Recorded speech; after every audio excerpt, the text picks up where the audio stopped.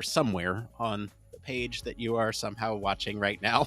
It's our turn to talk about the Cybertruck. And this was chosen by you. Obviously, we picked out a couple different stories that we could have talked about last week while we did some hangouts. And we'll get to the full show in about 25 minutes here.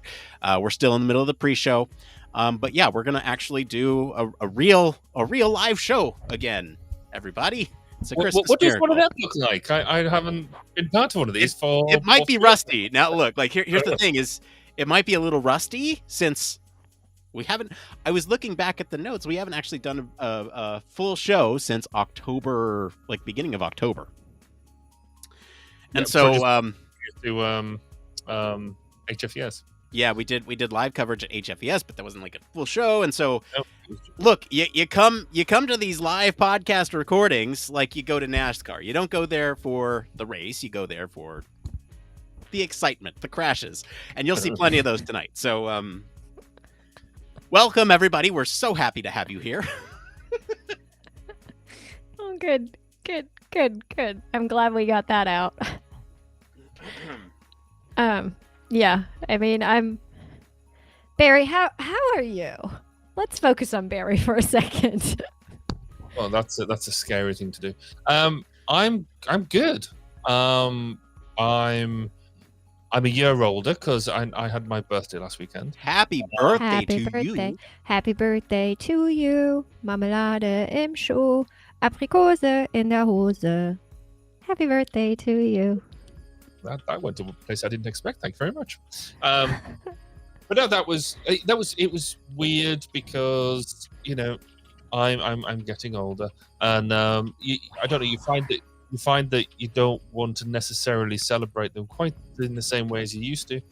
But also because my birthday was on the Sunday, but we had our work due on the Friday for Christmas, and I've sort of got into the habit now with my team of having sort of in the day a workshop on, where we can focus on us as a team and our own development and all that sort of stuff. And that it's one of the things I'm really enjoying doing at the moment is getting everybody together, doing some like sort of fun activities, but also focusing on, in this case, we were looking at what happened in this year and what do we want to do next year, where would people like to focus and stuff. And it was quite nice just to have that whole self-reflection piece. And then go out and have a few beers and food and some more beers and some wine and then some beer. And then I left. That's the funnest part. Well, it's weird doing it as a boss. It is. And I don't know whether you feel the same, but you take your team out. That's great, and you have a great time. But there comes the point in the evening where you're like, I need to go because these guys want to have a good time. And so I realized that point had come when effectively we were at one of these Christmas do's where multiple companies can go. You basically have your own table in a large room, and we went in and we had the food. Then the DJ starts playing, and basically there's a few people predominantly, not exclusively, but predominantly the women start going to the dance floor and dancing and all that sort of stuff, and then my team decide that they're taking over the dance floor, and so they went to, and Kate, who's been on this podcast before, she's decided that she wants to teach everybody how to Cayley, which is a Scottish dance, and so they're all basically, they've taken over they're almost marching up and down the dance floor. Everybody else is scattered off like nothing, and I'm like, I think it's time to go because we're either going to get kicked out or they're just going to have a really good time. So we left them to it, but it was fantastic night was had by all. So, but then I could go back to my own bed, which was very nice. They all stayed in the hood. Well,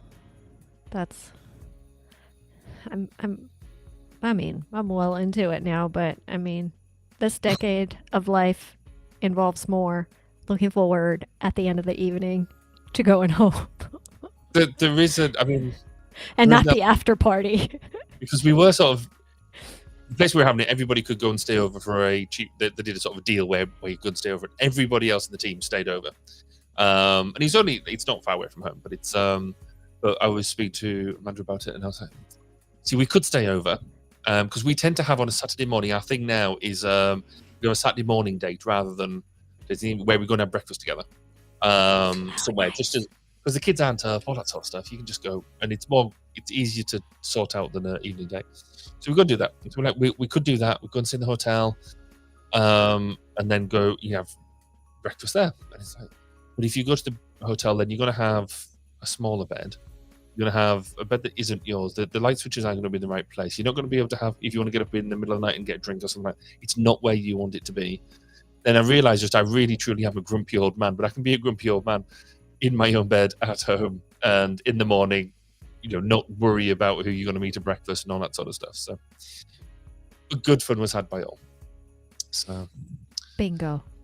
yes. Good. The being grumpy at home is so much easier than being grumpy somewhere else. Exactly. So are you good there, Nick? Oh, I'm good. Yeah. I'm looking at the show notes. So I'm just making sure that we're all squared away. So it looks like just some assignments here. Heidi, I have your initial reaction that needs you and Barry for initial reactions, and then you and Barry for one more thing. And then here's the thing that we've not been doing. I don't know if you've been on the show since we've started doing this, Heidi, but we've kind of been adopting like a debate instead of it came froms. And so I figured a three-prong debate on sort of aesthetics versus practicality might be a good approach for this type of story, where you have some maybe pushing the limits of some of these some of these designs that maybe impact some of the usability, and then you have sort of the practical approach of how to design for that practicality, but then maybe a balanced perspective too. We could all embody one of those approaches. So I think that might be a good place to start, but I want your thought. I don't know if anyone who's watching or listening, do you have thoughts on what you would like to hear us banter about after we've gone through our hit list of knocks on the Cybertruck? I just saw in the notes. Sorry, this caught me off guard. I just saw in the notes, Heidi, initial reaction, consolidate your initial thoughts here. And then the next bullet point, what do you think, Nick?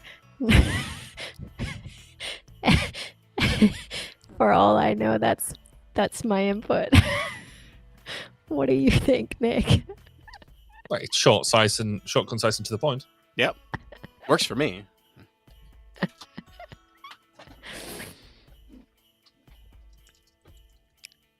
Are we I feel like I should mute myself so people don't hear the clickety clackety. Clickety clack.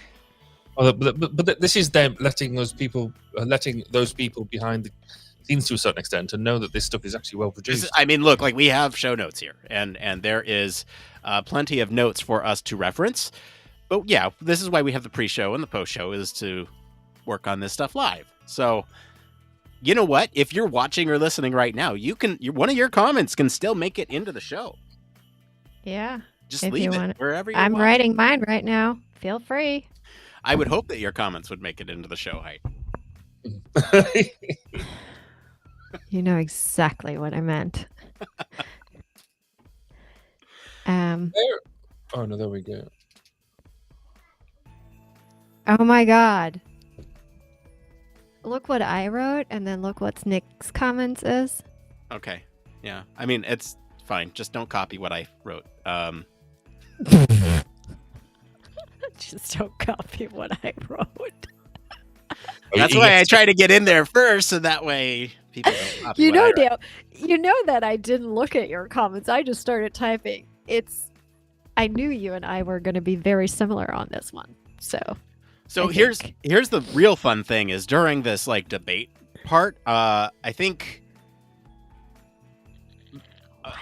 Heidi, I think maybe you can maybe we give you the safe one where you can kind of be like the balanced perspective of like looks versus design, unless you're like you want to take the all practicality approach. That's fine too. But I think I don't know, Barry. Am I not always the mediator? I mean, I just thought that might be where you want to be. But I'm really curious who wants to take this pro aesthetics brain. I'll take aesthetic. You do? Okay, because I was going to have some fun with that if I was going to take it. But if you want to take it, Barry, that's totally cool. if you want to have fun with it, that's fine. I'm happy to step back. I just didn't think you were wanting it, so I'm always happy to take the unwanted goods. That's why you're here. Don't say it. Don't say it.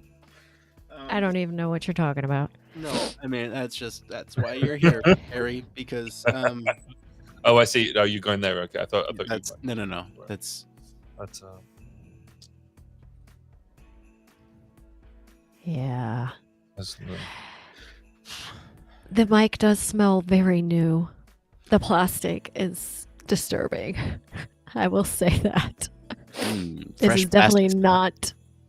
This was not eco development. Here's a question for you two, but also chat.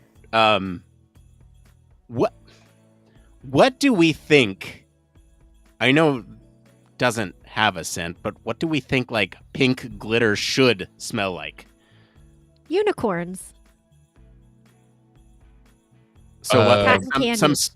Cotton candy. Yes, I would have said. Okay, cotton candy. All right, I was thinking like bubble gum or strawberry. I mean, I'm generally not a fan of that stuff anyway. I don't like fragrances. I like certain. I think it's safe to say that this is going to be too weird, but I like certain colognes. Like and certain perfumes, when women wear certain perfumes and men wear certain colognes, but when they're overboard, that's it. And anything else, any other smells on like artificial things, like oopsie, I don't like. So, I mean, but I imagine pink, what, cotton candy? Yeah. Maybe.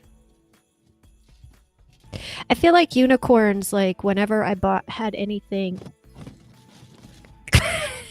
Are you trying to put dog paws around your... Yeah, they're little kitty prints. Yeah, they're little kitty paws. Kitty prints? Maybe this is more like the ASMR channel. Okay, yeah, that's not working. I was thinking this might work. It's not working. I mean, you can see the blue light through it. I mean, I guess I can kind of hide behind it. But I mean, I'm not sure what that's supposed to be. A microphone cover or a Nick cover? I guess I could wear it like a sweater. Hold on. No! You know what you could do? Do you remember how to do the sailor hats? Do you remember how to fold the sailor hats? Hang on. Yeah, hang on. I don't remember how to, but I can look it up. Hold on. Well, it's really easy. Fold it in half. Fold it in half. Fold two triangles down. Flip the edges over, and there you go. Oh, I'm a visual learner. I need a step-by-step. Well, I did it visually for you with my hands, but you weren't looking. Okay, so you fold it in half. You fold it in half. I'm just trying. I'm repeating what you just said. You're stupid. I will be right back. I just need to get a water fill, so I'll be right back. Okay, can you grab me one too, please? Thank you. Could you grab me a Red Bull, please? All right. Wait, hold on. You fold it, and then you fold the center, and then you. Well, fold the paper in half. Fold the page in half. Okay, and then from the top where it's folded, fold down triangles that meet together in the middle. Yeah. But you have to leave leave about 2-inch edge on the bottom when you do the triangles. We'll see if we can get this to work. Let's see here. And then we got the other side. The other hard part about this is that it's a little bit larger than a traditional piece of paper, well, then, so this might be a really large hat. Then accordion them up. Accordion them up. Yeah, hang on. And then at this point, you do that. Hold on. Wait.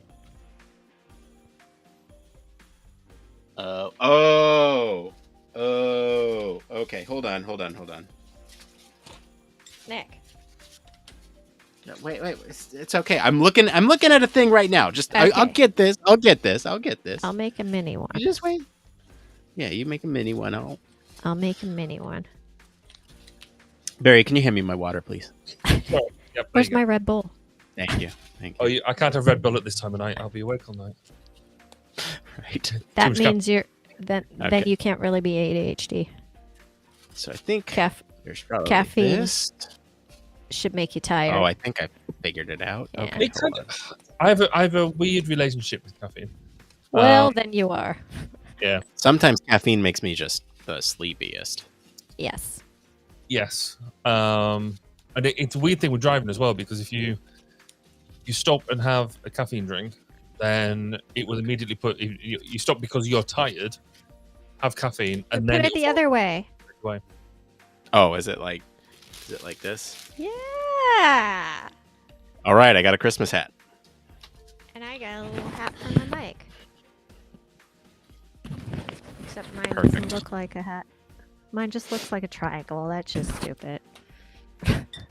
Yours looks fun. Thanks. I also have this white tissue here that I feel like maybe I could have I could the insides of the paws are a little bit more. Anyway, I'm off and down water.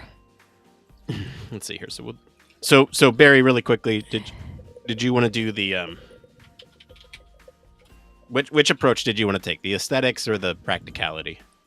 Whatever you've left over. Okay.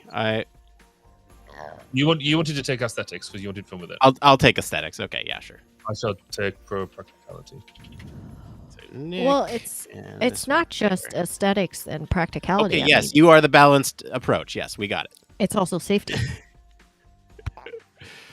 Well, yeah, practicality. Make Safety. that the third way. So you got aesthetics, practicality, and pro safety.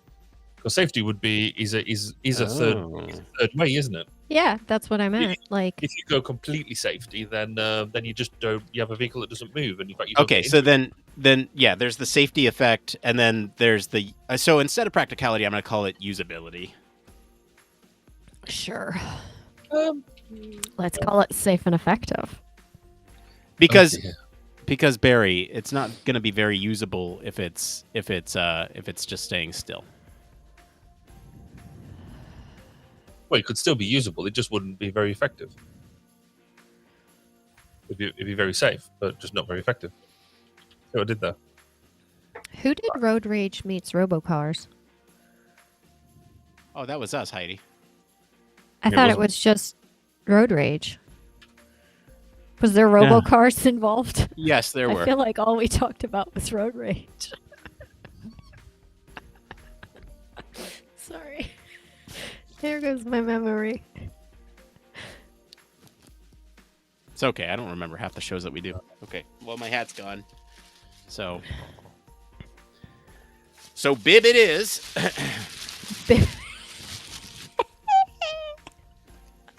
don't know why I like. It just cracks me up to see you. I worked at Red Lobster for all but what 4 weeks, and that's all it reminds me of. Heidi, can you do me like the biggest favor right now? Can you just ask me if I would like soup or salad? I don't know if I ever asked that, but I can if you want to. Sir, would you like soup or salad with dinner? Oh, what's your soup today? Lobster bisque. Oh, I was kind of hoping for broccoli cheddar. No, I'm good. I can run over to Panera and get you one for a surcharge. Broccoli Stilton surely has to be the way ahead, not broccoli cheddar. Okay, how does this look? Is this festive? I feel like this is dumb. I'm pleased you feel like that. I can't tell if this is festive or dumb. I can. I feel like maybe I gotta go get like a holiday sweater or something, but then I'd just be really, really hot in here because I always end up sweaty after these because this light is so bright, and this is on its lowest setting too. Like if I went hard, like this is the light. Oh, wow, that's really bright. Yeah. That's So- full brightness here. You have reminded me I need to turn my radiator down because it's too hot in here as well. Yeah. So if I have my Christmas sweater on, it would definitely be like hot and sweaty town in here afterwards. Anyway, so I have some. What do I do with these? What do I do with this? It's getting cold in here. I think that it's the temperature already. Well, already Massachusetts, of course it is, but I wonder if I'm going to make it through the podcast with wearing this summer dress and not being cold. Do you have a jumper on standby, an emergency jumper that you can just break glass and... Well, I feel like I should be like the Girl Scouts right now, always prepared. So I feel like I should pull a blanket just in case. I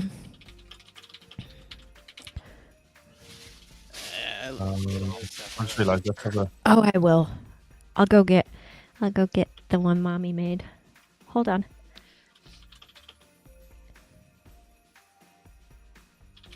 I've split my notes up into external and internal. I don't think it makes any difference. Yeah, because we can just hit all them as we go through.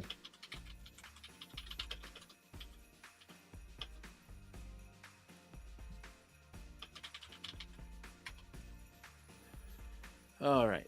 Oh. Okay. Yeah, she ran away. Yeah, I know. I see that. She had no... We'll go live in here 5. Last chance for anyone who's watching or listening. Get your thoughts in. What do you think of the Cybertruck? I saw somebody comment on one of your posts on LinkedIn. Do we want to bring that in? Did you put that in here? Not yet. You just reminded me. I'm just about to do that. Yeah, that was great. That was a great one.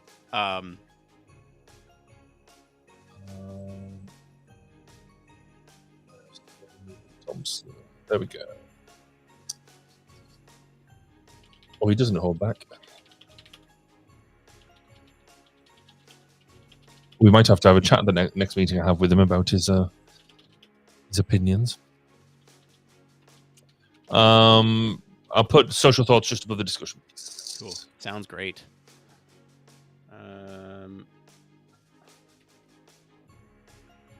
Okay. Right. This is so weird. This is just so foreign to me because it's been so long since we've actually done a show. I feel it's our big comeback, everybody. We almost hit 300 episodes. We would have hit 300 episodes, I think, had things not happened. And I'll go over those things again, just in brief. I did post a thing to the channel, but like we're back, I guess. Yes, we're back. I don't know.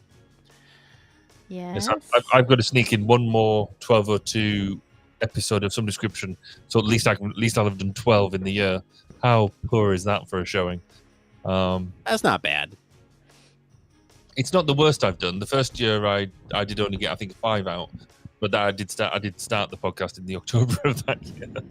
So yes, I've got lots of things lined up for next year. So hopefully, anyway. I think we'll hit 7 with safe and effective, with 2 dropping in the next 2 weeks. But so schedule out the window. But I mean, well, to be fair, one is the one that's actually planned, and the other one is just, well, not just, but it's Nick and I's conversation about neurodiversity. So, just. Okay. Looks like we're going live here. Well, I mean, we're live. I thought we already were. I think I'm ready to start the show. I'm ready to start talking about this stuff. How are you both feeling? You got your one more things in there. You got your. Oh, I don't have one more thing. I don't have a one more thing. That's my problem. Make one thing up. Make one up. I did have one as well because we don't have a dining room table. I don't get to talk around the dining room table when we'll talk about that.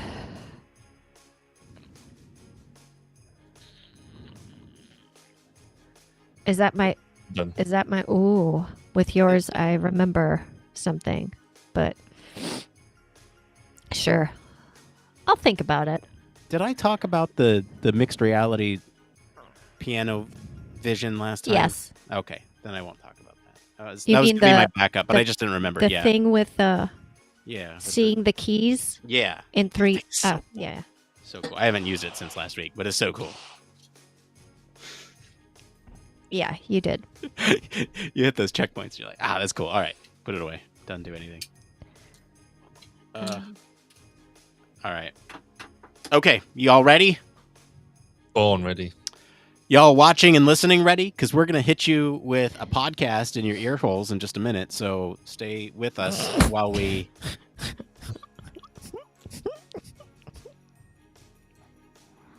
I'm sorry, was that funny? I don't know why I had to laugh at ear holes so much, but... You see these holes in your head? It reminds me of something, and I know that the something is funny. So I'm having an internal funny moment. Okay. You guys are not a part of that. Okay. So. Well, check your ear holes because we'll be right back with a show, with a real live show, everybody. Stay tuned. We'll be right back.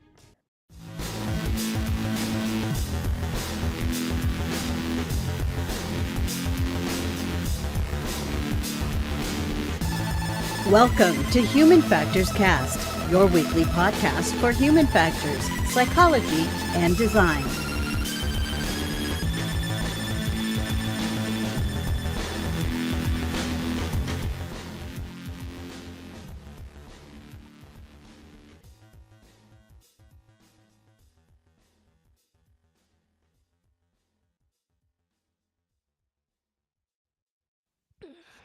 We're back. This is episode 296. We're recording this episode live on December 14th, 2023. This is Human Factors Cast.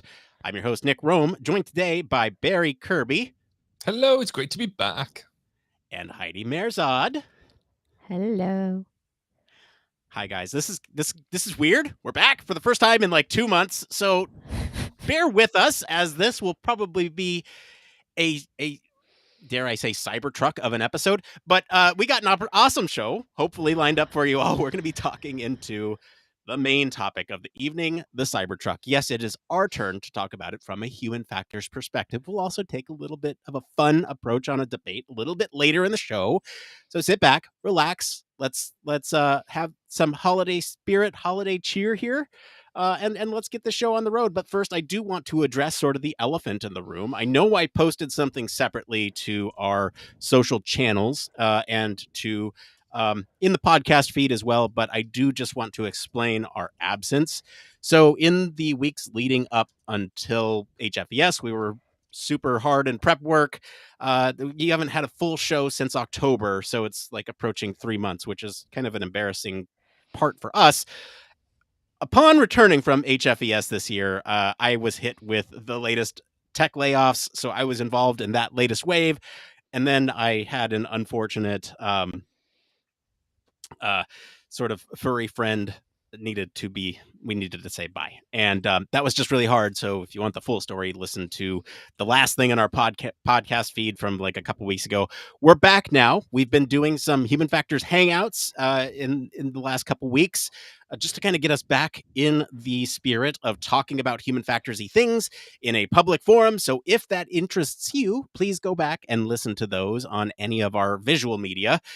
Some of them have like visual gags and like, I don't know, jokes that we played games. Actually, we played games. So go back, listen to those, watch those if you want some more of this type of thing. But we're back now. But I have to know, Barry, in our whole absence, has anything been happening over at 1202? Not a lot. That's not true, okay. Actually. We had an episode go out. Just wait. And I've got to sort of do my own sort of hold my hands up to this as well. That normally we'd be doing, I think my normal plan is for 26 episodes a year, to roughly fit once a fortnight-ish. I barely managed 11. 11 are live. There's one more to drop. And yeah, that's not great. Anyway, the last one is an interview with Brendan Hazlitt. And we talk about consulting, because actually a lot of human factors practitioners, either one-man bands or they work in small consultancies, and you end up consulting a lot rather than maybe being part of a larger team. And so sometimes people can look down the noses a bit as consultants, thinking they're just there to grab loads and loads and loads of money. Now, there might be a bit of truth in that. But fundamentally, being a consultant means you do end up working on your own quite a lot. You have to be sort of almost the jack of all trades, all that sort of stuff. And so we sort of dig into that a bit because Brendan's done a lot of consulting, and we sort of found out a bit the pros and cons from doing the job itself, but also what it means to you when you do your career, what are the advantages it gives you that way. So really interesting chat and really good to bounce some of them things off each other. So it's over there. It's live now. Go and have a listen and see what your thoughts and reactions are. Great. Yeah, it doesn't sound like there's a whole lot going on. Okay, well, thank you for that, Barry. I think this is me awkwardly struggling to find a transition. There's buttons to press, so I'm going to press some buttons.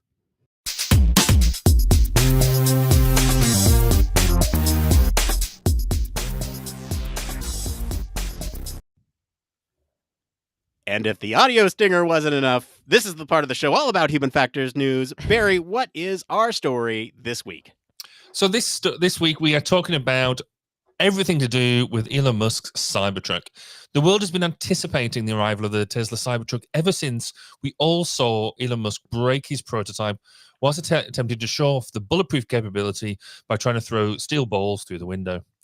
Well, it's landed, and the web is alive with reviews and commentary on the truck itself, as well as the evaluation of the reality versus the hype of what we had to expect. Therefore, why should we be any different? We're going to jump on that bandwagon. And today's episode is based on largely a review by YouTube tech personality Marquise Brownlee. Now, we like this review because it does focus on a lot of the things that we as human factors people like to get excited about. Now, they haven't gone around calling it an ergonomic or a human factors analysis, but I believe that if they knew what it was, that's exactly what they call it. So we're going to do it on their behalf. With a price tag of $99,000, or just over $99,000, which is $30K more than predicted or estimated. And it's got a range of 320 miles, which is 280 miles less than advertised. It's got no Tesla logos on it whatsoever, except on the starting card. We seem to have come down to earth with a bump. People are reported to be disappointed due to what they feel as broken promises on the key specifications made by Elon Musk and Tesla since the Cybertruck's initial introduction 4 years ago. But we're going to go through all that and get into that. So Heidi, have you got your new Cybertruck on order? Is it shiny? Is it sparkly? Are you going to love it? Does it come in a glitter version? But for $99,000, then I would expect it to come in whatever version you want. For $99,000, I expect that thing to have a shower in the back. but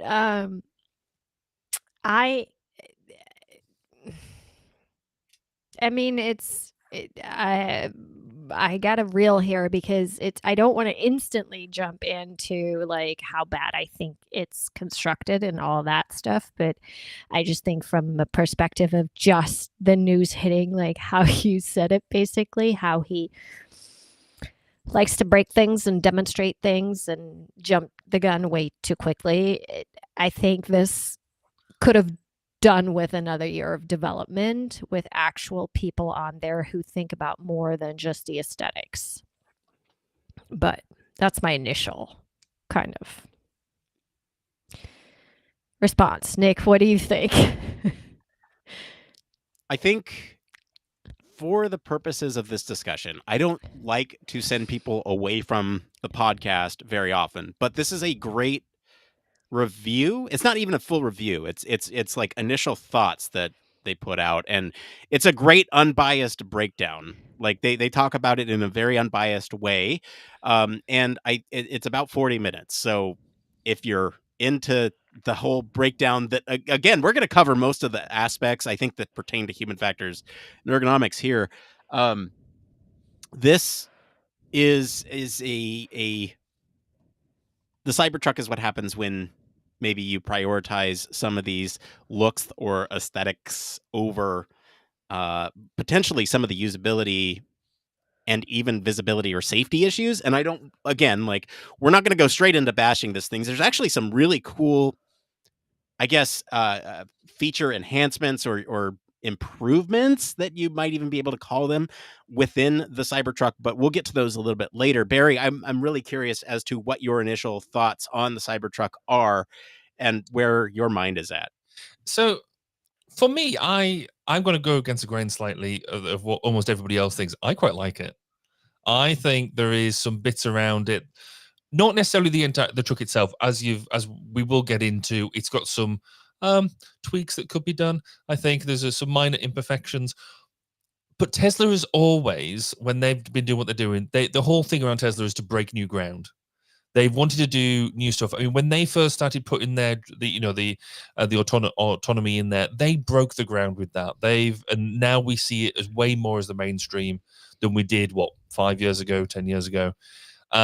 This truck certainly isn't perfect. This truck certainly has things it could change, but you see that driving down the street, there is no other truck like it. So it does that. I do wonder also whether a lot of this reaction is against Musk as opposed to against the Cybertruck, because he has annoyed a lot of people.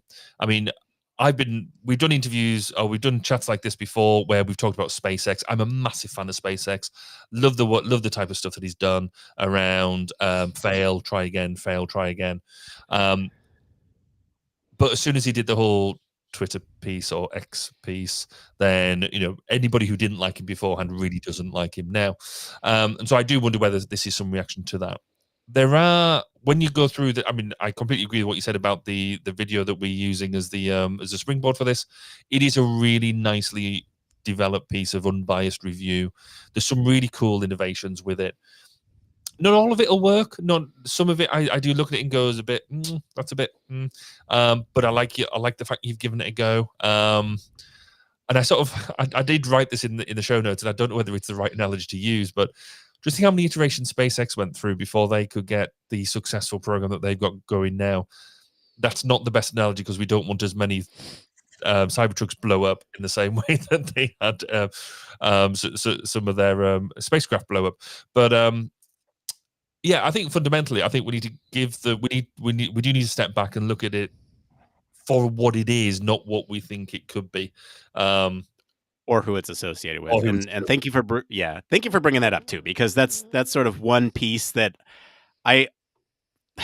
there's so many things that are Musk adjacent that we talk on the show, and I again don't want to make this conversation about him, because you're right. He's made a lot of really bad choices, and there's some really strong opinions. I have some really strong opinions about him, and so let's try to focus this on the discussion about the thing itself. But yeah, I think good point with those.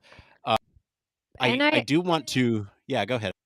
But I just want to say that doesn't mean we're going to avoid it, because there's a huge part in this where we have to think about the ethics and like the ethical behavior and the morals in this too, how he uses humans as test dummies by putting stuff out there, updating software on his stuff without just running, break stuff. It's this mentality of break stuff is a lot of people do that, and I understand that, and I totally agree with both of you.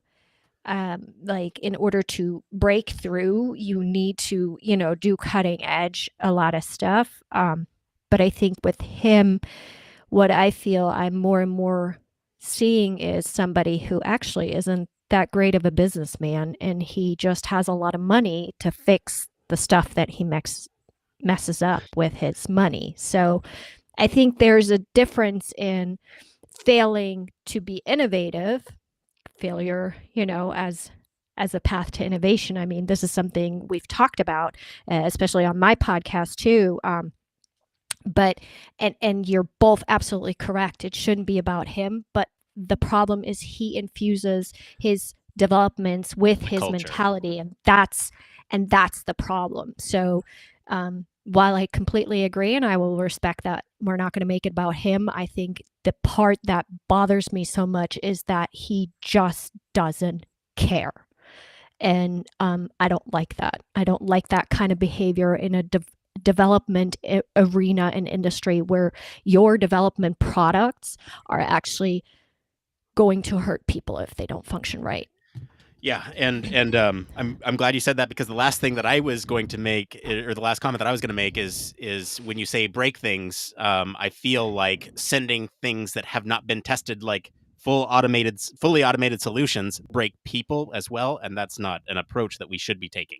So, okay, with the personality out of the room, let's talk about some of this. Barry, there was a social thought on one of your posts. I don't know if you want to bring this up as kind of a springboard to talk about, because there's some live comments here in chat that I want to bring up as well. Maybe we bring up the one that was on your post here, and then I'll bring up the ones in chat.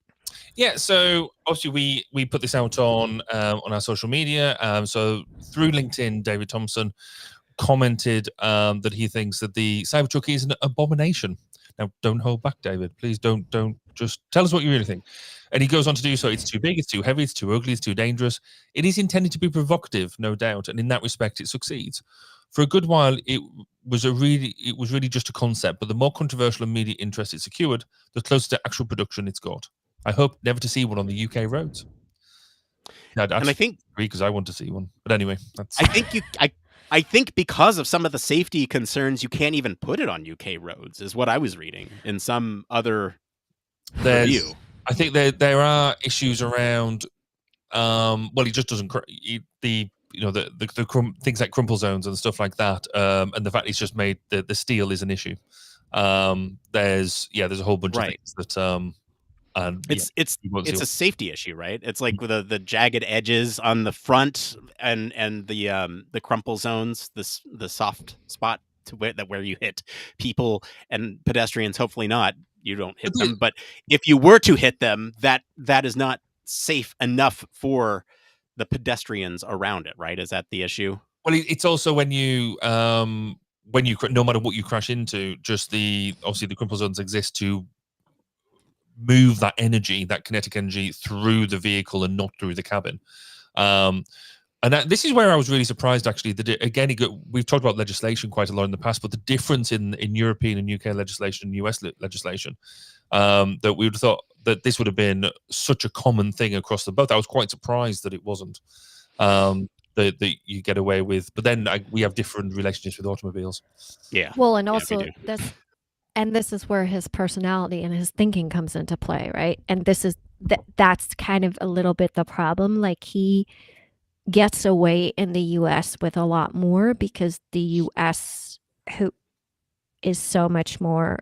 We're not going to make it a political. I see the comments, like, it's not going to be a political thing for me to point out, but because he is the 1%, right? He is part of the 1%. He gets away with things that nobody normally would get, and with regulations being so loose when it comes to certain things here, he gets to push the envelope over here, which is why he likes this country so much. Like, he would never be able to pull this stuff off back home or wherever, like we can list so many countries where he would never be able to get away with that. Just to put the balance on that, there are other cars that also in the US that wouldn't be allowed to be over here either. So this is not the first. Let's just balance. Sure. All right. Let's make one more comment about him. That's not any of ours. We'll read this live from one of the YouTube comments. For what it is, this is KW from YouTube. For what it is, it's a less than usable truck with poor manufacturing. Plus, this is about Musk, the anti-right to repair and taking credit for the engineers who work under him. True Henry Ford of our time. So we'll leave it at that for comment. Musk. I like that one. Pull out the Henry Ford of our time. I like that one. But because actually the right to repair thing, I think, is really important to draw on, because there is. I mean, I've got it down in my notes on just sort of the human factor and the logistics things that we look at this, because we not expect, they're expecting it to go back to the factory or be replaced rather than allowing people to do their own repair, which is not great.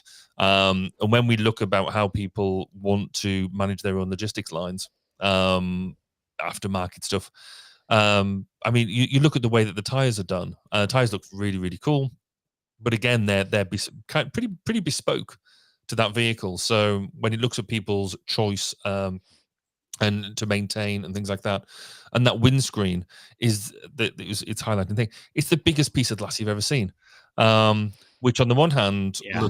looks really cool. It's that whole futuristic bit, but it's highlighted the fact that if you were to put something down on the front dash, like say behind the steering wheel, you would lose it down the front of the It would go vehicle. sliding forward. So yeah, I think that's a good launching point here, Barry. Let's actually talk about some ability issues. Some of these, I took some notes as I was watching through that video, and these are all sort of human factors, usability focus, safety focus. So I'm going to go through this list. We can kind of pick and choose what we want to talk to from here, but at least this gives us all a common ground to work from. So in terms of manufacturing, they brought up sort of this issue with stainless steel. If you were to sort of morph it, then push it a little bit further than it needs to go, so that way it comes back into the shape that you're actually looking for. And so this is a bunch of different tolerance issues with actually manufacturing this thing together. You brought up the windshield wiper. This is a great point. Now, the windshield. Now, the wiper itself, it's just one big blade that goes across the whole front screen. And in the, I guess, passenger side upper left corner, it misses a whole chunk of the windscreen. And so they even mentioned it covers about 75% of the passenger side. So, you're still missing about 25% of that passenger side when it gets dirty. And so it's not cleaning that for visibility. And is that the most important thing for visibility? Probably not, but it is something to be aware of. In terms of rear visibility, now it has sort of this retracting sheath that covers the bed of the truck. And when that sheath is retracted, or I guess covering the bed of the truck, there is no rear visibility. Now, there is a rear facing camera that is on the center console display that displays on the center console. But with that, then you're having to glance at the screen for a rear camera view instead of at the traditional space. When you're looking at that screen, you're then taking your eyes and focusing them in a different space visually compared to where your eyes should be on the road. So whether or not that's been studied or whether or not that's been taken a look at, that is a consideration in terms of having to adjust to that new view. In terms of pedestrian safety, we've already talked a little bit about the crumple zones.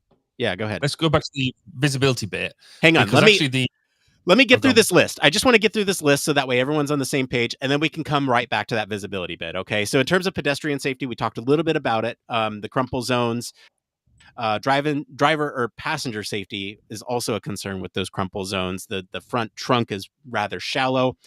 In terms of usability issues, these were some that I noted from the video. There's no door handles. There is a button, and there was a question of whether or not this would actually be functional in icy environments. So if you press the button, is the door going to have enough force to push any ice that's on the vehicle out, and then you grab it from the side? There's the visibility over the nose of the car cited as a concern. It has a front camera to account for this, although that might be very situational as you're parking. So again, getting used to the car itself. The gear shifter is actually up on the top where the rear view mirror would traditionally be in a car. And once again, as we've seen in other Tesla vehicles, there's no physical button to open the glove box. In terms of some usability improvements versus other Tesla models, now these are present in some vehicles now, but in terms of comparing them to other Tesla models, hey, you got haptic buttons on the steering wheel, so they're that's an improvement, I guess. And then the steering is reportedly really comfortable because you don't have to do a full turn to do a 180 turn. You just turn it like, I guess, a 90-degree turn, and you're able to do that tight turning. So that's everything. Let's get back to what you were talking about, because you were talking about the visibility here, Barry. No, because I did pretty much the same. And I've just copied my notes underneath yours. I was just trying to work out who's talking about what. So I guess some of the other bits that I sort of picked out of what was happening. Again, the manufacturing bit I thought was really interesting, because it's not really on the car itself. It's not a human factors problem. It's just a manufacturing problem. It's an engineering problem. However, it is a human factors problem when you talk about how these things are going to be developed. So when you look at the production line and how we do that and how we do your testing, and therefore the credibility of what they're doing, still can't get back to why they're so adamant about using steel. Apart from a couple of bits, but it's a bit weird. I mean, Tesla manufacturing is known not to be the best. On every single model, there is complaints, huge complaints about the quality of manufacture, the quality of finish. So is this them just carrying on doing what they do? Fingerprints on that steel seems to be a big thing that everybody seems to be reporting that, and this video does. The removable wing mirrors. Now, this is an interesting one for me because the original was purported not to have wing mirrors. In the video, it does highlight the fact that they do have the cameras to do camera-based wing mirrors, but they highlight the fact that they have to have wing mirrors because of the legal requirements in the state that they're manufactured. And so what they've done is make them so they're really, really easy to take off. So they fulfill the legal requirement, but with the expectation that actually everybody will just take them off and use the camera versions instead. You've already mentioned about the rear windows. So this one of the cool things it does is it allows you to use the battery for other things. So it's got places where you can hook in your the cigarette lighter charger and other types of charger. It's not the first platform to do that. So the Kia platforms tend to have that. So the EV6 was one of the first, certainly in the UK, to have that, and it shows that there is greater utility for having a large battery platform that can be used for other things. You mentioned about the no handles. I'm quite down with that, as I think we mentioned last week. They've sort of copied what the Fords have done in the Mach-E, where the Mach-E has a button opening, and the rear door in particular works pretty much the same way, which I think is good until it isn't. Yeah, can I ask you about that? So have you used those in like an icy environment where have you ever had trouble getting into your vehicle because of that entry method? Because we're typically British, we don't have such strong ice, shall we say, such layered ice is what they were talking about in that video. We've had it where it's been very cold, and it has been icy, but you're talking like millimeters, not inches. And so I've never had the problem of pressing it and it not popping out. What you do sometimes get is sometimes the button doesn't work straight away. Sometimes you have to like press and hold it, or you might have to press it twice for it to open. So I don't think it's as tactilely useful as a proper car door handle, if that makes sense. So yeah, no, I think it's a cool gadget. I just don't think it's a long-term winner. But the all-around cameras, I think, are really good. It's taken me a while to get used to them. So again, my car, the Mach-E at the moment, has 360 cameras. It has front-facing, and that type of thing. And the rear view camera is there as well. And it is a bit where you do have to get used to looking somewhere else if you want to use that rear view camera. But you do get used to it. It's not dangerous as such, but the thing that you do have to watch for is when you get into a vehicle that doesn't have a camera. So the review camera on my wife's car wasn't working for a while, and the amount of times you'd sit there and go, well, how am I going to reverse into my driveway safely when I can't use the camera? And I'm having to use the traditional look back through the window. So there's a whole bunch of stuff there that I think that it's not necessarily about you'll get used to it in that vehicle, but it's when you then transition to other vehicles that I think the true danger hits there. And that's just the outside. I apologize. I have a sinus infection. Apparently, I was sounding like Darth Vader breathing into this. So I thought you were just trying to be a bit sinister, and put a bit of. Why do you always everything that I do in your eyes is always dark? I have sparkles. I have pink. It's like I couldn't be more bright. And no. Yeah, apologies. I have sinus infection. But I mean, you just did the outside, but I have so many issues with this from a safety point. Let's talk about some of them. Okay. Yep. So one of the things that I mean, do you want to repeat your list and I'll just give you the counter argument for every single one because that's how I feel.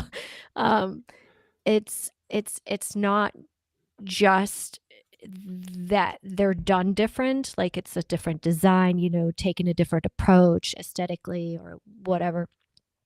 I think a lot of the things in there, what bothers me more is that certain things have found its way to be the way they are because it's been proven that that's just the best safety factor. Like there is just certain factors that come into play where we've already found the optimal design for certain things. And pushing that envelope, I understand, but the safety with this truck is so there's so many things that come into play with that. Well, you mentioned the glass, right? That means, so if this glass breaks, it's the amplification of the injury to the person is also higher. There's more glass. It has more angles that it can be broken on. Like, however, whatever, if he wants to put military grade glass in there, whatever, I mean, however he wants to fix these. But I feel like a lot of these things that they're trying to fix is fixing something from the back end. So why aren't you making it safer from the front, like initially when you're developing it? Why are you just now, like, it's all about now going back to fixing the safety issues, right? Because you didn't put much thought into it. And when I say much thought into it, I would like to respect all the engineers that work there. That's not the issue. I think the problem is that a lot of these things fall into categories where Musk personally probably thinks he's above, right? Good manufacturing practices, right? He spoke about manufacturing aspects, right? I heavily doubt he even knows what that is, honestly, at this point, because where are his advisors to give him the safety aspects of these? So that's just the glass. The front, the collision area, when you spoke about the angles on the side, and in German we say Knautschzone. And I'm failing to come up with a word for it in English. The area that you were so kindly explaining how it's not supposed to take the kinetic energy and put into the cabin. Instead, it's supposed to buy Crumple zone. Crumple zone. Crumple zone. Yeah, that makes sense. Knautschzone. Okay, got it. Yeah, thank you. Thank you for the visual. And that's a huge factor. And then, I mean, we haven't even gone inside yet, right? So let's stay with the outside. Then why is that all that space in the back? Why can't we put that in the front? Why can't we just turn this truck around to improve the front, right? To make the front longer instead of the back longer. I don't understand that at all. If you could flip this truck around, it would already probably take care of that. Then the little design features like the handles and stuff like that, I just think that is really you cannot tell me that there's a human factors engineer on their team. There's just no way. I don't see it. I'm having a really hard issue with that. I will play devil's advocate here just for a second. Okay? Because sure, sometimes there are people like us involved in these products, and we get overruled. Yes, exactly. That's where I'm going, is that sometimes personalities at the top can overrule some decisions that we have maybe suggested that may have been a better solution for people. And so I'll just say that I feel like that you're probably right. Type of culture exists here. So but also, you're probably spot on, to be honest with that. I'd play a slightly stronger devil's advocate in that. So you use the door as the example. Actually, I think it works quite well. And I'm gonna interrupt you right away because you're not thinking of the disabled people. Like, it works well for people who have a very high educated intelligence and are well functioning. But the second you aren't, this is a huge issue. So what you're saying in that, and I'm not saying you are saying, but what you're saying with your design is, if you're not 100% physically, mentally, all those things at the top of your game, and you're staying in tune with all the engineering and technology advancements, you can't use our car. And that's my issue with it. Like, and that's why I get so amped up when the stuff, like, I'm just looking at it from a lens where I go, yeah, it looks cute. And yeah, for you, it works well. And for a lot of people, it works well. But the second you don't come with that kind of background and that ability, you can't use these products. And one of the comments made is in the chat is true. Like, it's sad, but there's going to be so many people lining up to buy this that he's going to get away with a lot of safety issues just because of that, right? So, and I will be very honest here. I don't know exactly how much he's crossing the line with the guidelines, with the with the regulation and all that stuff, like how many things he has to fix in order it to, be considered a safe car on the road or whatever, or licensable car on the road. I would take the word safe out of that. Just on that, my belief is at the moment that it is safe to drive on the American roads. It's certified to be able to do that. Of course it is. It passes your legislation. Yeah, of course it is. Yeah. But, Passing legislation and being truly safe is another conversation. Two If there's different any things, yeah. if there's any transportation experts that are listening to this live, I'd love to have you weigh in the post show. We're not experts in transportation. Let's be clear. Like, we're human factors people who have our own domains that we work in. This is from our perspective, and this is why this show exists, is to talk about it from different perspectives. So we'll just cut that off there. But yeah. But okay, so and bear with me. I want to draw an example here. And I don't know how far it's out there, and please feel free to interrupt me right away if you think it's absolutely not. But what this reminds me of so much, if you're saying that according to our regulation, like, it's considered okay for the road, this reminds me so much of the time that they put the Max out there. Boeing put it out there and never tested the software upgrade, and planes crashed. And now we have laws in place as a patch. Why do we need to first lose people in masses? You're right. We shouldn't have in order for that to happen. And that's what I see happening with this. We shouldn't have to. You're right. And this is a political discussion that... No, absolutely. I don't want to go into the political, but that's the problem I'm having with this. We already see so many safety issues. So why can't we fix those safety issues beforehand and instead of after? And when I say safety issues, I mean, it's some of the things are so obvious, and it's not just disability. Yeah, to us. Well, we're human factors experts, and a lot of our listeners are human factors involved. So it does, to us ring like ding, ding, ding. We see these things light up, red flags everywhere, right? But the thing that also I'm very concerned about is but that's inside. Do you want me to just stay outside and cut it and bring it over to you, Nick? Because there's some things where I'm just also a little like curious how that's supposed to play out. But yeah, you go wherever you want to go. Inside, outside? Because the inside, when you mentioned like putting stuff on the dash and flying in, right, and not being able to grab it, but also the steering wheel. Like, I don't know how this truck is supposed to, what's intended use it has. Like, is this supposed to be like a mega truck for just rich people to show off with? Sure, cool, whatever.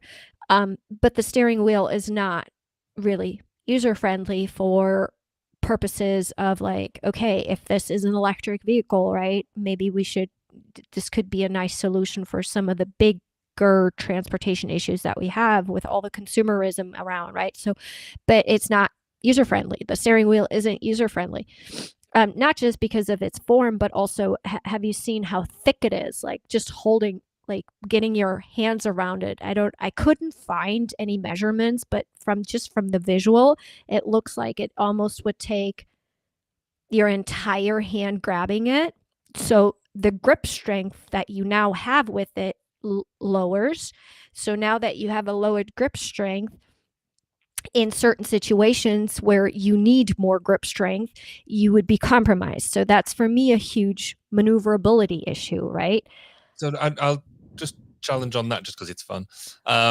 The steering wheel is interesting because the way it's been based on their already proven design in the S or something like that.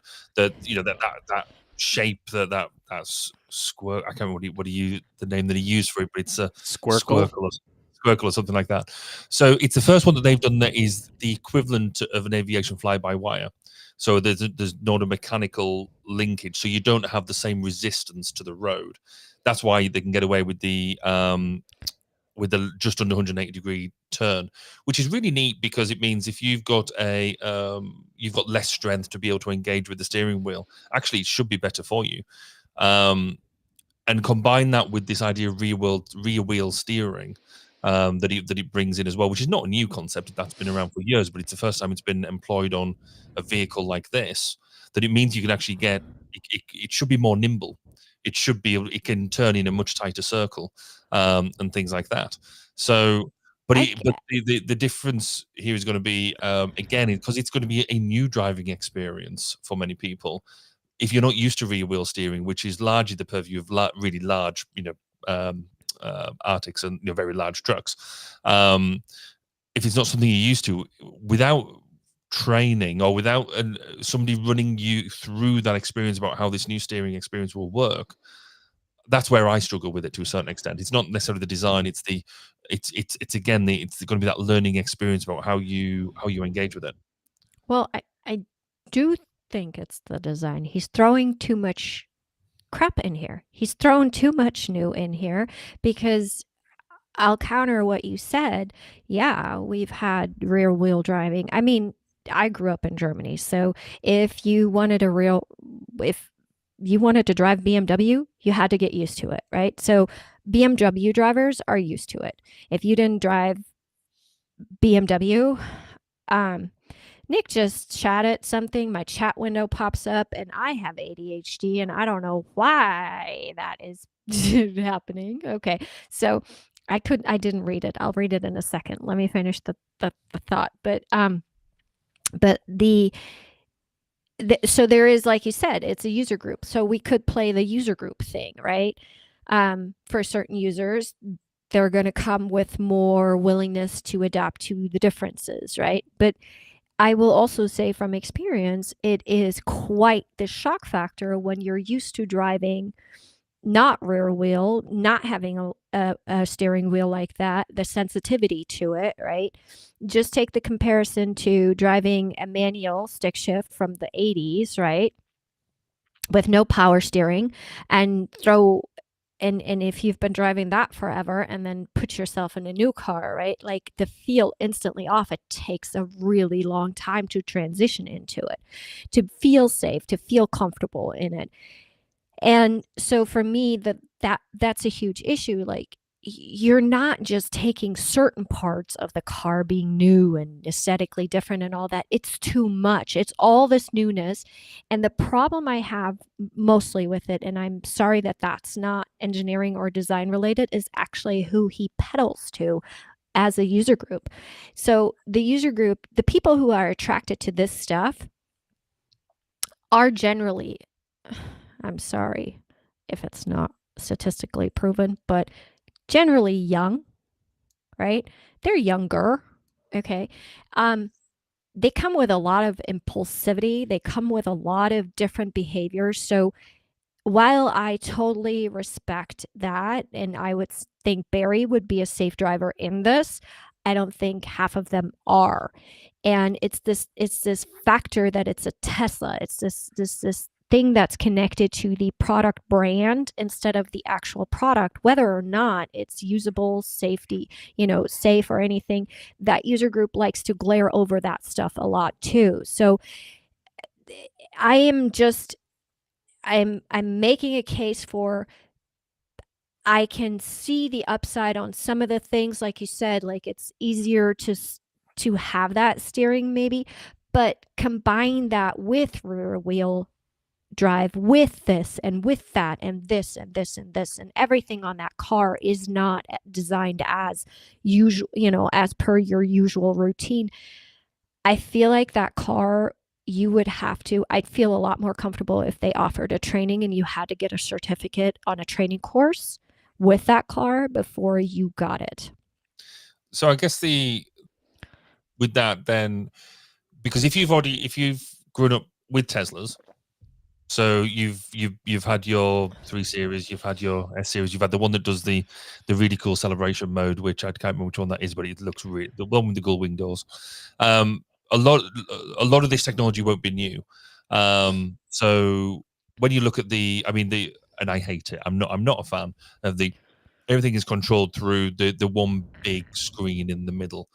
This does the same thing. It's 90% of it's controlled through a big screen. It's minimalist. I hate minimalist design. Though, as you quite rightly mentioned, Nick, earlier, it does have a tactile steering wheel. It does have proper clicky buttons, as opposed to what it did have. But the training, if you've grown up going through the Tesla family, actually you probably won't see that much of a big step change. A lot of the technology is the same, or similar. It's just improved on from a Tesla perspective. If you're coming, you've adjusted to a lot of bad habits. Not necessarily. I think you're in, just like if you've grown up with BMWs, if you've grown up with any others, you get used to the way that they do things. Doesn't make it safe. I'm not saying it does, but I'm saying that I'm just saying in terms of how you grow up all the way through a brand, as it were. There's a lot of stuff that if you jump into Teslas for the first time, and I think I had it with, when I've looked around different EVs and stuff like that, if you go into a Kia, that's very different from a Ford, is very different from, because of what it is. But you're right in terms of, like, as I said earlier, if you're going into and taking on a lot of technologies at once, and the upgrades that happen with them, because we've had it with Ford have just been pushing out new upgrades for the Mach-E, and some of them are quite minor. You don't really know what's going on, but some of them will redesign the HCI, which I just find really worrying, because suddenly things that you knew how to do things, you're having to relearn it. And when they do we've upgraded your car, it's treated just like software, because it is just software. You get the little the description, and there's no real guidance onto how they've updated and not briefed in that way. So I think I'm conflating 2 points. One is that if you've grown up in a family of thing, I think the level of change is not as savage as we think it is. But if you're going into the brand new, then it will be. And just to be fair, that was my point on it. It was just the safety relatedness to all this newness, and that's what I meant. Just because it's all it's all so much, and yeah, if you're used to it, that's great. It still doesn't make it safe. I want to see the study that says it's safe to use a screen that big, that's a touch screen, in a car. I want to see the study on that, and that doesn't exist, because it isn't. And there's plenty that indicate the opposite, actually. Exactly. So. There's plenty, and that's my point. It's like, yeah, I can understand that the consumer who has all the Tesla products and, got the first car, and you're totally on the money with that. Like, yeah, they're used to it. But it doesn't make them all safe. Now that's what I meant with bad habits. They've all adjusted to these bad habits. Like that screen, that screen should go black and not be functional during driving. That's what my car does. I am not allowed to play with my screen, even though it's only this big, but because it's in the middle and it's a touch screen, I'm not allowed to use it during driving. It gets disabled. Yeah. So quick show note here, apparent. I guess it's apparent now that I'm cutting the debate section, because this conversation was great. We're running towards the end of the show, and I just want to kind of end on our own final thoughts here. Yeah. I think for Barry, what are your final thoughts on the Tesla Cybertruck? You want one? You don't want one? How are you feeling about it? I'd like to borrow somebody else's. think I'd love to go and take it out for a ride. I think there is some novel things in there that I would love to see how it works and how it plays around. I think they've tried to do some clever things, but I also think there's other things that they just haven't looked around and seen how some things haven't worked on other vehicles, and learned from others' experience. But I think on the whole, I like the boldness. I like the idea that they've gone out and tried to do something, because cars are pretty dull in the grand scheme of things. And it takes a level. I mean, they've got some amazing engineers in Tesla, in the way that they've come up with some of these ideas. I don't think this Cybertruck will last very long, if I'm brutally honest. I think that it will go through a number of evolutions. At least I hope it does. But fundamentally, as the new kid on the block, I think it's got a future. Heidi, final thoughts on the Cybertruck. Such a British thing to say, by the way, Barry. I'd like to borrow somebody else's. So neutral. But yeah, for me, it's a no. I mean, I don't want it on the street. I don't even want it to be tested on the street. I would rather they take it back into the R&D lab, fix all those kinks, and not subject the public roads to this, because that driver in that car is going to be a danger to another person, and I don't like that factor on it. So for me, it's an absolute no. There's too many safety issues on this car. The design, we could talk about the aesthetics of it, all night long, but aesthetics to me are subjective. Safety things are not. Safety things are not subjective. Either you hurt somebody or you don't, and in this, I see too many people get hurt. Yeah, for me, I think there's this fine line of trying to push boundaries and break things, versus making things functional and safe. And there's an interesting thing that is happening with things like the Max, or with even Ocean Gate, or let's say Cybertruck, where you truly push the boundaries of what we should and shouldn't be doing as humans, for safety reasons, for usability reasons, for aesthetic reasons. And I feel like the Cybertruck, in a lot of ways, like the Tesla vehicles, have pushed the boundaries of what we can call autonomous systems on the road and who's liable, and all those conversations that are actually happening in government right now. I feel like the Cybertruck will push us in those ways as well, and it shouldn't have to come at the expense of human life, but I fear it will. And so for that reason, I tend to agree with you, Heidi, that there should be more safety considerations when it comes to this. But ultimately, I agree with you too, Barry. It is a bold statement, and it needs to be. I think if we want to find where those limits of legislation and safety are, to fix them. And so it shouldn't have to be that way, but I think that's where it is. Anyway, with that, a huge thank you as always to our friends, well, let me, it's been a week here. It's been a couple weeks since we've done this. So let me stop and do that again. Thanks to all of our patrons and everyone else for selecting our topic. And thank you to our friends over at The Street for our news story. We want to thank Marques Brownlee for the big, long YouTube video that we got a lot of our from. If you want to follow along, we do post the links to the original articles on our weekly roundups in our blog. You can also join us on our Discord for more discussion on these stories and much more. We're going to take a quick break, and then we'll be back with our One More Things right after this. Are you tired of boring lectures and textbooks on human factors and UX? Well, grab your headphones and get ready for a wild ride with the Human Factors Minute podcast. Each minute is like a mini crash course packed with valuable insights and information on various organizations, conferences, usability methods, theories, models, certifications, tools, and much more. We'll take you on a journey through the fascinating world of human factors, from the ancient history to the latest trends and developments. Listen in as we explore the field and discover new ways to enhance the user experience. From the Think Aloud protocol to the critical incident technique, focus groups, iterative design, we'll make sure that you're the smartest person in the room. Tune in on the 10th, the 20th, and the last day of every month for a new and interesting tidbit related to human factors. Don't miss out on the Human Factors Minute podcast, your ultimate source for all things human factors. Human Factors Cast brings you the best in human factors news, interviews, conference coverage, and overall fun conversations into each and every episode we produce. But we can't do it without you. The Human Factors Cast network is 100% listener supported. All the funds that go into running the show come from our listeners. Our patrons are our priority, and we want to ensure we're giving back to you for supporting us.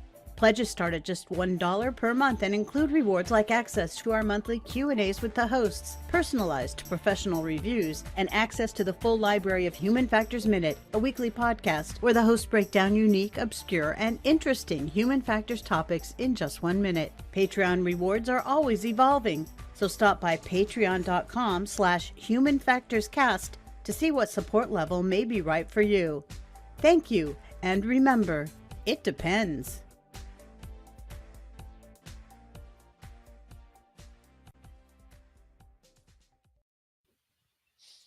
Yes, and we're back. Truly thank you to all of our patrons. Especially want to thank our Human Factors Cast All Access and VIP patrons. Patrons like you truly have kept the show alive in these months, these off months. So I just thank you all for that. I can't thank you enough. Usually this is where we do a separate segment, like the debate. But like I said, in lieu of a debate, we had a longer conversation, and I think it was necessary. So that leaves one more thing. Now, it's been a while since we've all checked in with each other, but Barry, I am curious, what is going on in your world? Well, in my world, because we haven't done this for a while, I'm going to have two more things. So I'm going to have two more things. One is I think I mentioned ages ago, we were looking at getting a new kitchen put in. Well, the kitchen is going in and it's taking shape, but it's amazing just how many small usability issues you've got to almost deal with on a daily basis when you're trying to develop you've gone past the design phase, but you're in that sort of production phase almost, and different questions that come up every day. It's just been so interesting to develop some of these things and develop them slightly more on the fly than what I'm used to. So that's been a novelty. But the other thing I think has been really interesting for me is learning new things. Generally, I do a lot of research for my day job, and so actually, soaking up new information, love doing it. But I have a real problem with languages. I cannot take on new languages, and I don't know why. It's just something. There's a block in my head. So I've been trying for ages to learn Welsh because I live in Wales. And I went and I was using like apps like Duolingo and all them sort of things. And I took a break, quite an extended break. And so I started up again about a week or so ago. And I realized I'm still really, really rubbish at learning new languages. So if anybody out there has got any hints or tips or anything about how to make learning languages easier, then fantastic. And this is where I'd, some sort of brain link where I could just upload it a la the Matrix, but that's not going to happen. So yeah, it's all about usability and language for me. Are you telling me that the little green bird being passive aggressive is not enough for you to learn Welsh? Well, it does get when it just gets it falls down to the thing of saying it's telling me what to do. It said you have to come and learn Welsh today, and I'm like, well, you told me what to do now. I definitely don't want to do that. So that's obviously other issues that I've got. But no, it's truly a struggle. All right, Heidi, what about you? What's your one more thing this week? Are you muted? Yes, I was. Oh, yes, I was. I was blowing my nose. I forgot. Barry, actually, I heard from a friend that Duolingo works really well. That's what I'm using at the moment, and no, that's the aggressive little green bird. It's okay. It's I guess the biggest struggle I've got is you kind of need to use it to get there. So always going to be. When I've like sort of used French and stuff in the past, I've been lucky enough to go and be able to immerse myself in it in Canada and France and things like that. Ironically, I live in Wales, but not that many people on the whole speak Welsh on a day-to-day basis. And then I'm also very scared of actually going to talk to Welsh people because I've got no idea what they're saying. They all speak really quickly and they're all way more intelligent than I am. So I struggle. Yeah. Anyway, sorry, I'm taking away from your one more. What's your one more thing? No, it's fine. I'm just thinking. I mean, you got my wheels turning there. spinning, languages, it's my thing, languages, speaking multiple languages, and always eager to learn another one. And, I'm 10 years in learning Farsi, 20, 40 years in learning Farsi, and I still can only, order my groma sabzi. So my one more thing, I'm going back and forth. I don't really have one. I admitted that at the beginning. So I don't really have one other than just what I had to deal with today was that everything has become so automated that manual interference is like not there anymore.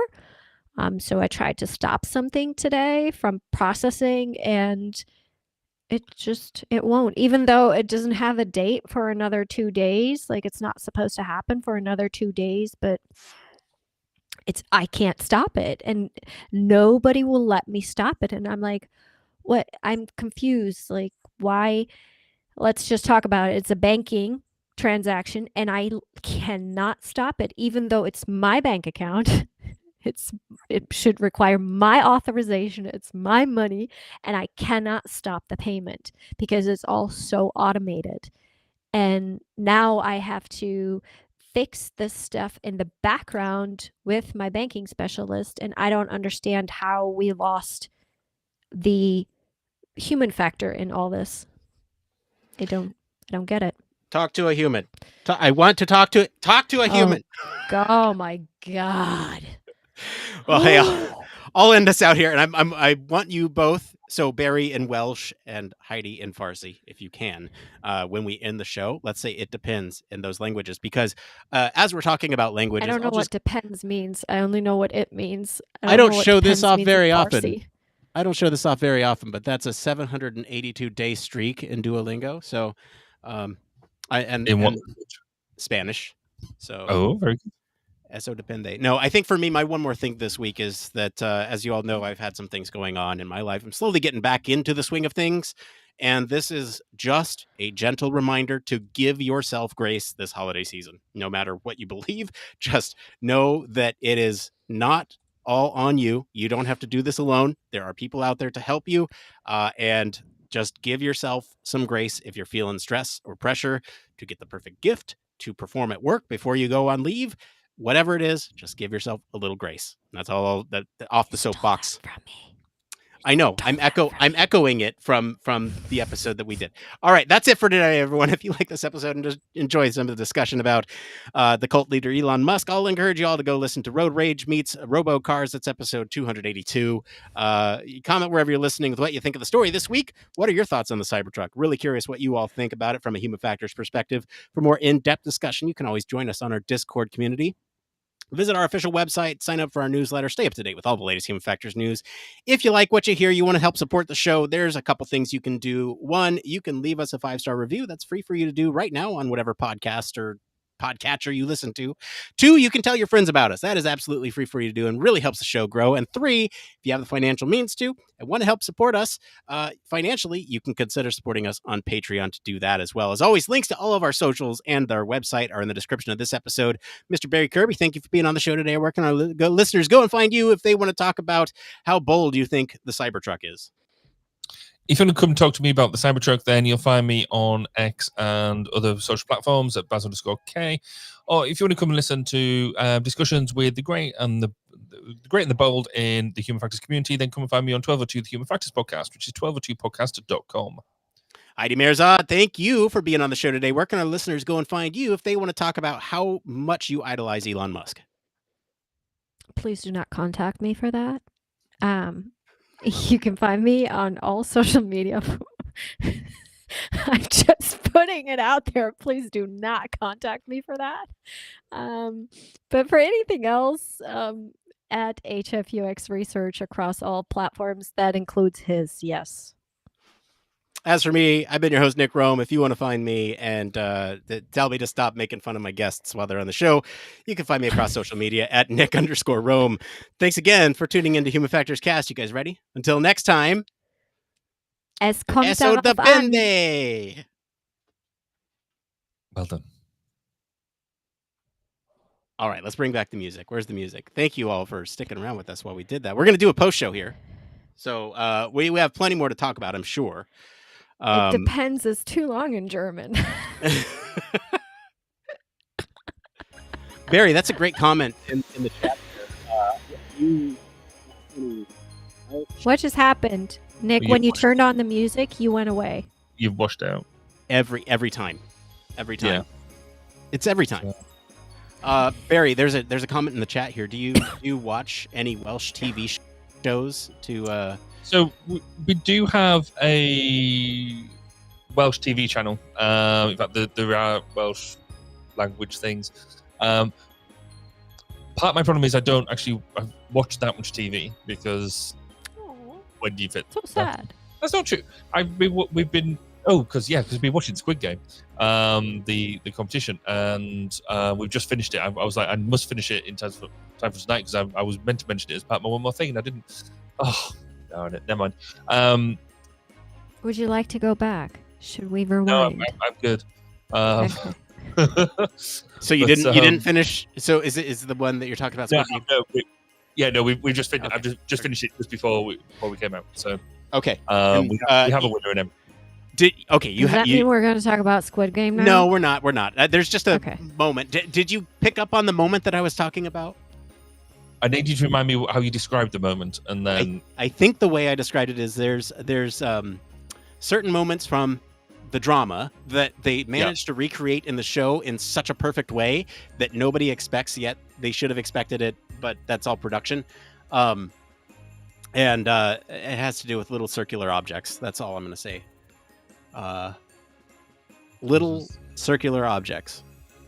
Oh, yeah. No, they. Okay. There was some of it that I liked the way that they, mixed up. They brought in different things, so just to keep everybody on the toes and things like that. I thought it all worked really well. I think there was enough the same, but yet enough difference in it to be entertaining. So I don't think they could do it again. I think I can't see how they're cleared for a second season. Yeah, and I think they absolutely could do it again. There's plenty of tricks that you can use that would,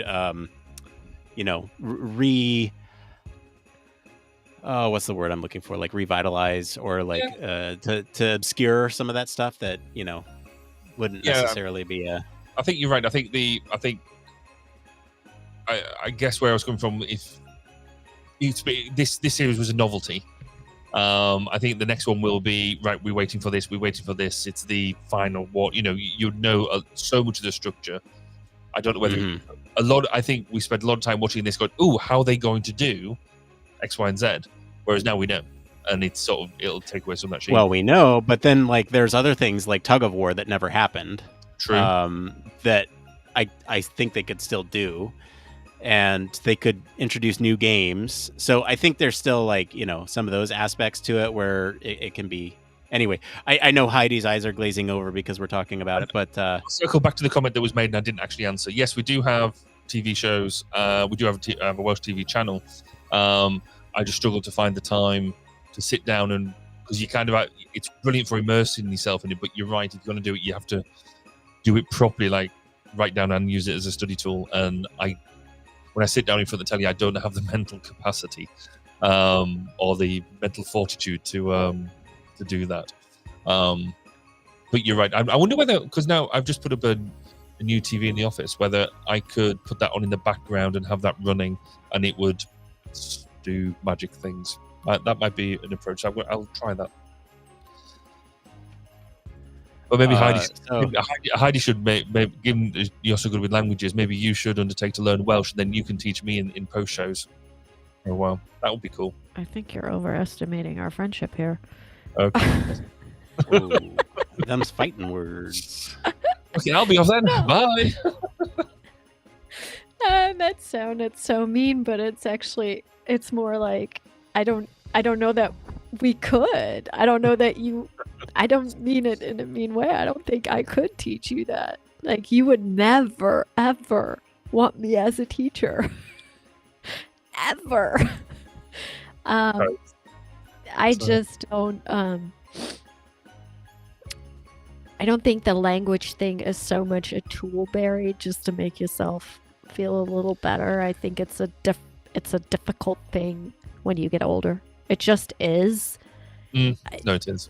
It just is. I mean, it's not for nothing that they always say start languages young. I mean, in Germany now, I heard that. I mean, when I was in school, the first year that they introduced a foreign language to you was in the 5th grade. And now they do it. Their reasoning back then always was you're supposed to learn German writing and reading, you know, all that, like not perfectly, but have a good foundation before you learn another language.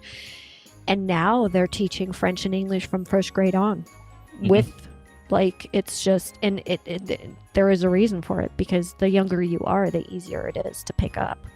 And they do say that once you've learned one foreign language, actually picking up other foreign languages is much easier. That the hurdle is the first one. And obviously, there is large blocks of languages that come together, so which help. But yes, it's I think maybe I'm just a little biased on that because I grew up bilingually.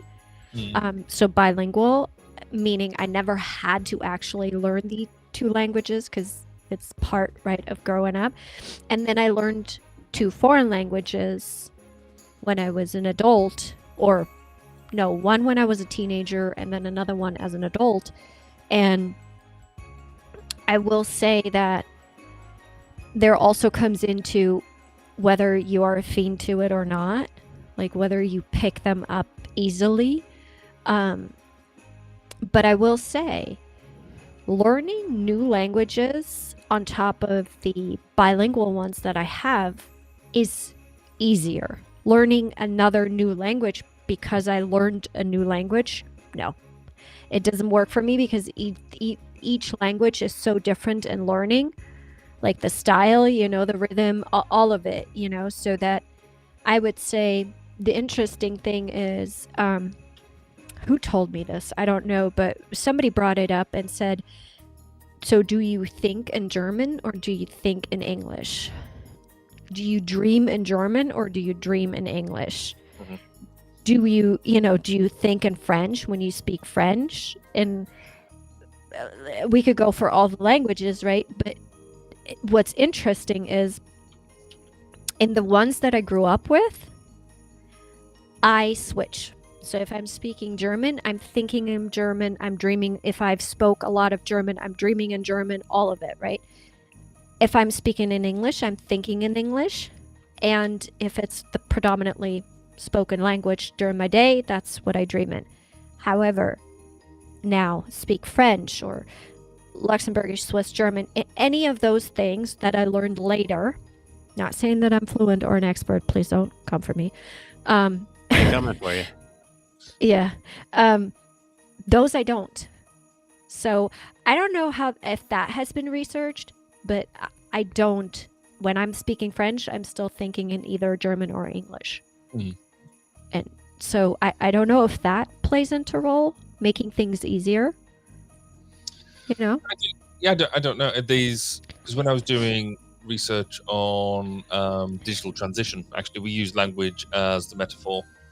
Well, that and the way that the difference between the way digital immigrants and digital natives think about using it, it's in the way that you translate actions and stuff. So, as you know, we've done a bunch of research into it years ago. Yeah, it's just a fascinating concept because or factoid, because of the comment that was made with the Welsh TV show. Yeah. So that helps me in French or any other language, right? Super helps me to watch the shows and then put the subtitles in the language that I think. So that I can read a different language while listening to another. Now, if you did that, let's say the show was in French and the subtitles were in Luxembourgish. I wouldn't be able to do that because I can't think in Luxembourgish while listening to French, but I can read in English while listening to French. So I don't know if that's a part of it, why people who are bilingual or trilingual or whatever, multilingual, pick up quicker on other languages. Yeah. It's, does that make sense? Like why it's so much easier for me to use as a tool to watch foreign language TV shows. Yeah. Yeah. No, it's so I shall give it a go and see what we can do. Yeah, maybe next time we do this, I might be able to. Let's not set myself up for a fail, but we shall think. What if we lose you to, Nick? Oh, y'all ever y'all? The y'all's coming out. Do you all ever just spend your time doing stuff that you know is probably not stuff you should be working on while you're doing something else? Yeah. All the time. Isn't it my, human? Or is that just a neurodiversity thing? I've had a day today where I knew it's one of these things. I knew I had to go through and review a large number of proposals from different companies, all this sort of stuff, and evaluate them all.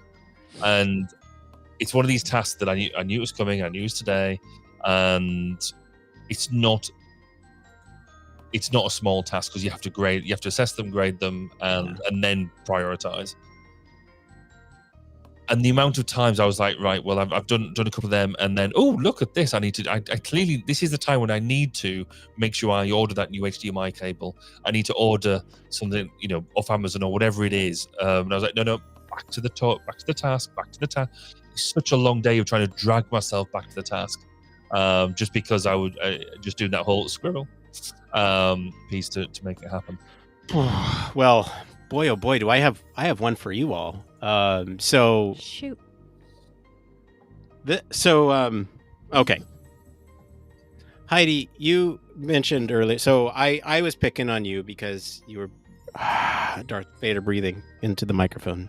Oh. You brought it up on the when show. You said had you not brought it up on the show, I didn't know which one you meant. I mean, that's. Had you not brought it up on the show, I don't know if I would have gone down this rabbit hole. Then, Barry, you went off into this associating Heidi with Sinister, and so I posted a link in our own private. She made herself Sinister. Okay, and then Heidi brought up pink and glitters, and so then I just went off and did some things on my own. And Heidi, what happened?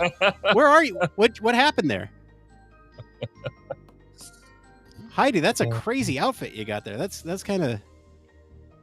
I mean, nowadays I feel like that's what I should be wearing, because we need the voice changer. I need a shield. I need armor for this world. So that's what you lost me to. That's what I was working on there. It's a quick change there. Well, time effectively used. Thanks. You're welcome. I mean, I gotta go and clear all this out of my working file. Anything for my friends, I mean, don't. Yeah. I mean, I'm not gonna lie. I did have an email pop up on my screen. And I'm like, I also got an email while we were. I'm finding with all the house stuff that I have been doing myself, I've been discovering something very interesting, and that is that I feel so much better when I do manual labor. Then I wonder if my consultant years are counted because the task switching from labor to computer, no. I have a new schedule now. I run office hours now, and then I'm out. And when I'm out, I'm out. It's really weird. Can you switch easily between manual and like, let's say you're doing a design evaluation on the screen, right? Yeah. Can you easily switch from that to manual labor and then just come back? I It can depends. task Or is switch that my autism shining through? the screen. It's not easy, but I find that I quite like doing it. So, but this is this is only like Okay. during the summer and stuff, when it's nice outside, and I can quite happily go outside, do something, then come back and then carry on work. And it's also got to be stuff that I don't have to do, so it's a good distraction. So, Oh, like fun? well, I wouldn't necessarily go as far as fun, but more the DIY stuff that I want to do as opposed to the stuff that I'm being told I That have you to. have to do? Yeah, because Yeah. I've only been there for about 6 months. I mean, that's early. Oh, I got this beautiful wallpaper, and let me tell you, I would much rather be finishing the guest rooms with that stuff than having to do what I have to do right now. So maybe your point is well taken. Thank you. I mean, to me, it's always been like a way to expand when I hit a roadblock. So like if I hit a roadblock with mental tasks, then I will do like a craft or something to occupy my hands. It's all kind of automatic second nature stuff. So like I'll work on, I don't know, a droid or a prop or something, and I know these things that I'm doing, and meanwhile I'm thinking in my head about some other things, and I never do dangerous tasks. So I'll never operate like a power tool that could seriously injure me while I'm doing those like interruption tasks, because I use them as a way to continue the train of thought while channeling like physicality. It's almost like a fidget toy in a lot of ways, where I'm progressing with something else, but I'm thinking about the thing that I need to be thinking about. It's almost like working while I'm crafting. I'm sure people do that when they crochet or when they do puzzles or whatever. It's just kind of these second nature, low effort mental tasks that you're doing. For me, it's like weathering and like painting and that type of thing. So I always keep like a little project at my desk in case I need to sit here and just like dab away. It's like doodling during taking notes or whatever. You tend to think of things differently when you do that. And so I always keep something close to work on that's not like manual in the sense of like physical, but it gets me into that physical space of actually using my hands and fingers in dexterity, or that require dexterity to channel, I guess, some of the mental capacity. Does that make sense? Yeah. I mean, that's how I thought it would work, and that's what I mean. Like, I'm finding it hard. Like, I can't go back and forth between that and that. Now, what definitely I've seen on, like, I mean, I take my cues from everywhere with ADHD and autism being diagnosed so late in life. Like, I'm trying to learn tips and tricks that, some people have known for decades in their life, but like some of the things that really help is wearing shoes. I mean, I think Nick, you and I have talked about, I told you about that, how that was like game changer for me. If I wear shoes, I will be more productive. Like, even if I have to sit at the desk all day, it's because my brain thinks I'm getting ready to go. And so those are things that help me very well. But the transition thing is I'm definitely stuck on. And I now heard that ADHDers take longer. How is it worded? They sit in their car longer after they've driven, because the transition between that task and the next task, they need their time for that, because we're so bad with transitions. So I wonder if that's a part of it too, because I have caught myself sitting in the car for over an hour in my garage when I come home, and then all of a sudden I go, oh my god, It's an hour Oh, that's later. because of the carbon monoxide in the garage. That's not because... Not running. Another advantage of electric car, you Listeners can't. really probably think I'm the dumbest on the planet. Like, no, not running the car. Like, just sitting there, car off, and not being able to get out of it. Okay. But no, my wife does the same thing. You know that the car's pulled up because the ring thing has told you that it's pulled up. You know you can see it. And she just go in for another 10, 20, 30 minutes, and you're like, what are you doing? And it's just because she's doing a thing, and catching up on messages and stuff like that. Just as you said, it's just transitioning. But when you sit there and go, we've got to go now, you need to be in here, you need to be changed, but then that doesn't work. And So. I don't know what it is. Yeah, it's a transition for sure, but it's also if driving is my moment. Driving is my me time. Driving is my music time. I saw a meme the other day that said, if you're friends with an ADHDer and they're talking to you while driving, they love you because they're giving up their music time. And it's true. That's my music special time. So if I'm calling you from my car, either you're, I mean, obviously business and all that stuff, like let's take all that out, right? But if we're friends or whatever, right? That means I really care. Because I'm giving up my music time. So, but what I was trying to say is I have so many thoughts when driving. So when I come to a standstill, it's like I immediately have to get them all out. Like, oh, I need to put this on my to-do list. I put that, I need to text this person back, or I need to put that on my calendar or whatever. And those are all things that I had come to me while driving. And obviously while driving, I'm not going to do that. So then when I stop, I'm like, it's like the floodgates open. I don't know if that makes sense, but yeah. So the whole now Nick's eyes are glazing over. No, I took a look at the clock and I just can't believe 2 hours went by like that. It's I feel like last week we were struggling a little bit towards the end, but this week I feel like just we're rolling, and Maybe we're you rolling. were struggling last week. I was actually trying to shut up more because I felt like I was talking too much.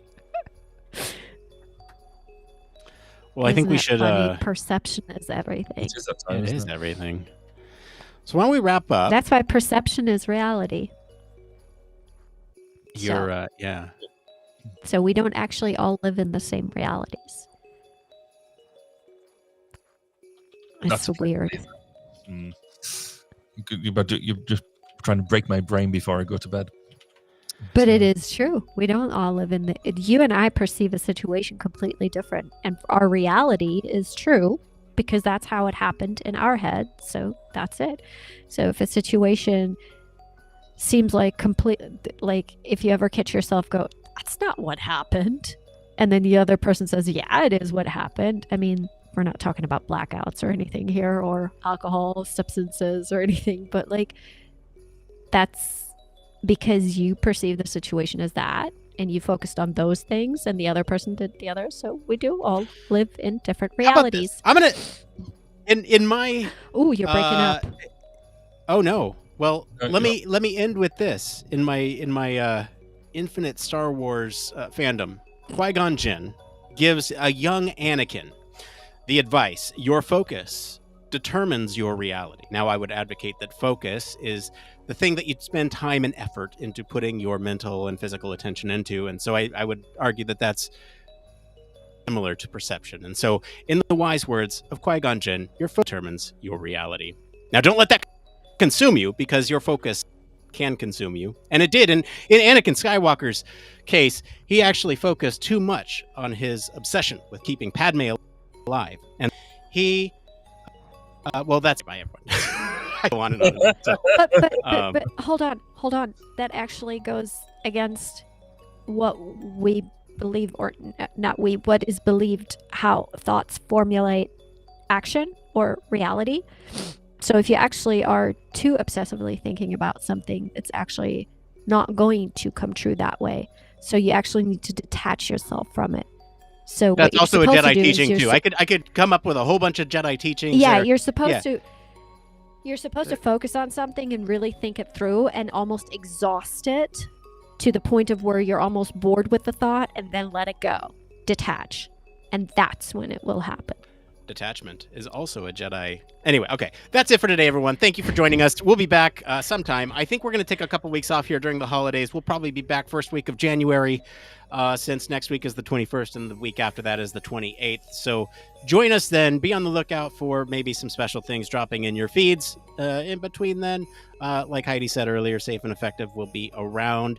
And hopefully there'll be some stuff on that feed. Barry, I'm sure you're going to try to push out one more 1202. So there'll be Human Factors content for you. We'll see you in the new year. Take care of yourselves. Take care of your family. And we'll see you then. Bye, everybody.